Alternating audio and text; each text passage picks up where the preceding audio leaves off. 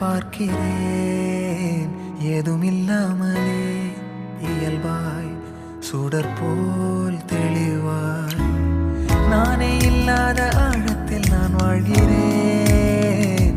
கண்ணாடியாய் பிறந்தே